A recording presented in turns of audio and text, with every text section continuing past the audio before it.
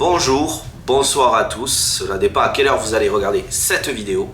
Aujourd'hui nous partons au Japon, donc il m'a été très difficile d'avoir des témoignages, je vais dire des témoignages, d'observation de loups-garous au Japon. Cela m'a pris des semaines, je devrais plutôt dire même des mois de recherche, et donc je suis tombé sur quelqu'un qui travaille sur des témoignages là-bas. Bon, alors pas forcément de loups-garous, mais sur d'autres sujets. Et il semble qu'il y ait plusieurs rapports d'observation de loups-garous au Japon. Je lui ai expliqué ma démarche, le projet de ma chaîne, auquel il a été plus ou moins sensible. Et donc il a communiqué mon projet aux témoins. Et ils ont accepté que je partage ici sur une chaîne francophone leurs témoignages. Pour ceux qui se posaient la question, est-ce que le loup-garou existe au Japon?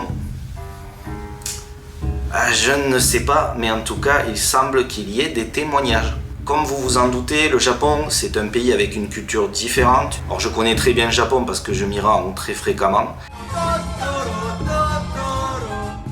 Parler d'esprit, de fantômes, je pense qu'il n'y a aucun souci, il y a même des émissions là-dessus. Mais par contre, quand on aborde un sujet comme le loup-garou et d'autres créatures, c'est différent. Et c'est pour cela que ces témoins veulent rester dans l'anonymat le plus total, et ça se comprend. Et donc ne vous attendez pas à des récits super détaillés, mais en tout cas, ils ont le mérite d'exister. Allez, on part au Japon ensemble, et bienvenue sur Connexion Mystère.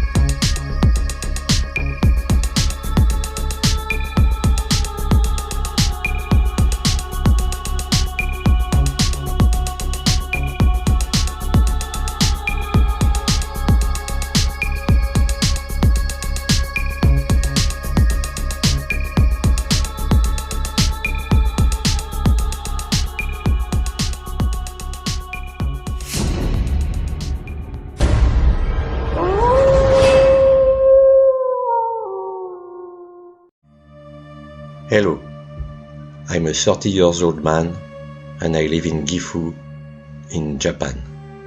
I prefer to remain very discreet about myself. My life changed since I went out that night.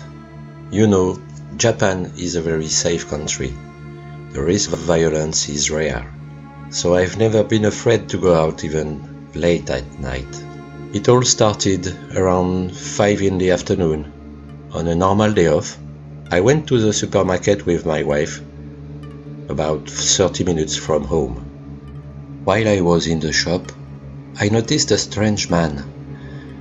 He had a blank gaze, his elbows were bruised, he had huge nails and he was very hairy, with a thick beard. I talk about this because it's like it's preparing me for what's to come next. Even if this gentleman has nothing to do with what will happen. I already watched werewolf movies in the past and these guys made me think about it. I talked to my wife about it while driving and she told me that I was stupid and that I should stop watching this stuff. We returned home and the evening passed, but around 10:30 in the evening we heard a terrible growl.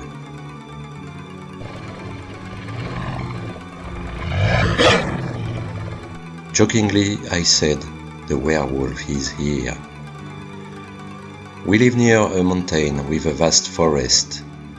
It could have been any animal. But my wife was concerned and worried because of this howling. We were watching TV.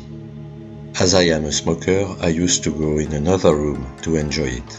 As I was ready to take a hit on my cigarette, I heard a deep growl. So I decided to go to the edge of the forest, because all this seemed very suspicious to me.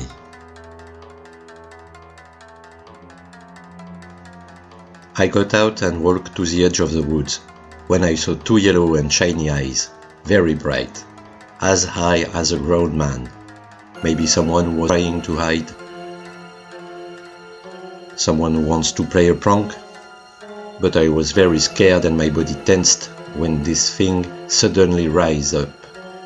It seemed very big and massive because it was breathing heavily, like a huge animal, and it was growling.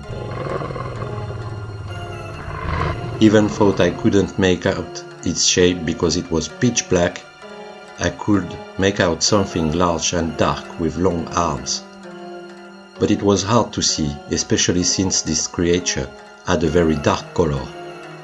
I clearly thought that it looked like a werewolf. But it was crazy to imagine such a thing, to think that this could exist. I almost felt ridiculous. Yet I couldn't give any other explanation, so I decided to go home quickly, to go to bed and quickly forget what I seen. But the strange scream continued until 1 a.m. And I remember that it was very difficult for me to fall asleep that night. Moreover, I didn't want to disturb my wife, who was pregnant at this time.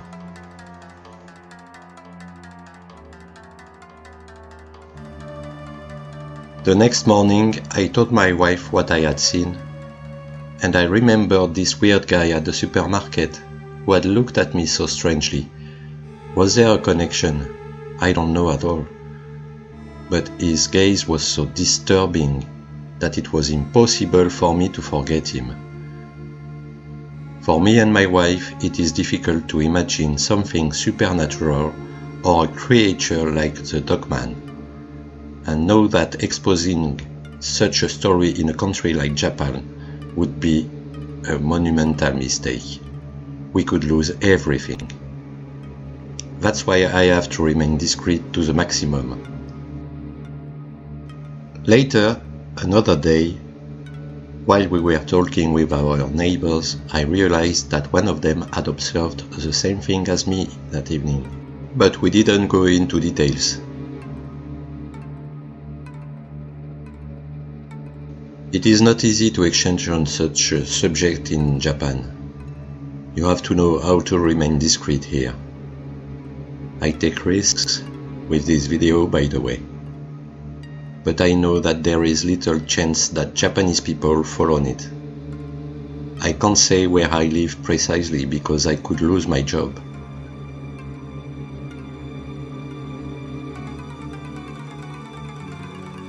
Japanese people are very reserved about their privacy. People here can talk about ghosts, spirits. There are even shows on this subject. 年前から倉庫として使用されており、出入りする人はめったにいないというのであるが、何か関係があるのだろうか。There are also ghost hunters, but talking about a Dogman, that's a whole other topic. People will take me for a crackpot.